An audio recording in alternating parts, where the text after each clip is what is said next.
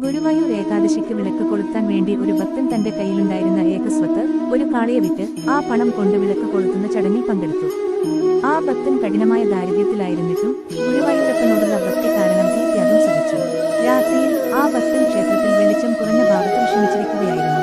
അപ്പോൾ ഒരു ദിവസത്തെ അദ്ദേഹത്തെ വിളക്കുകയും ക്ഷേത്രത്തിലെ ദീപസ്തംഭത്തിൽ വിളക്ക് കൊളുത്താൻ ആവശ്യപ്പെടുകയും ചെയ്തു. സാധാരണഗതിയിൽ ദീപസ്തംഭത്തിൽ വിളക്ക് കൊളുത്താൻ അനുമതി ലഭിക്കുക പ്രയാസമാണ്. എങ്കിലും ഭക്തന്റെ അതിയായ ഭക്തിയിൽ സംപ്രീതനായ ഭഗവാൻ അദ്ദേഹത്തിന് ഈ അനുഗ്രഹം നൽകി. അങ്ങനെ ആ ഭക്തൻ സ്വന്തം കൈയിലെ എണ്ണ ഒഴിച്ച് ദീപസ്തംഭം കൊളുത്തി. ആ ദീപം വളരെ തിളക്കത്തോടെ പ്രകാശിക്കുകയും ക്ഷേത്രപരിസരം മുഴുവൻ പ്രകാശപൂരിതമാക്കുകയും ചെയ്തു. ഇത് ഭഗവാന്റെ അനുഗ്രഹത്തിന്റെ തെളിവായി ഭക്തർ കണ്ടു. ഭഗവാൻ തന്റെ ഭക്തരുടെ ചെറിയ പ്രവൃത്തികളെ പോലും വലിയ രീതിയിൽ അനുഗ്രഹിക്കുമെന്നതിന് ഇത് ഉദാഹരണമാണ്.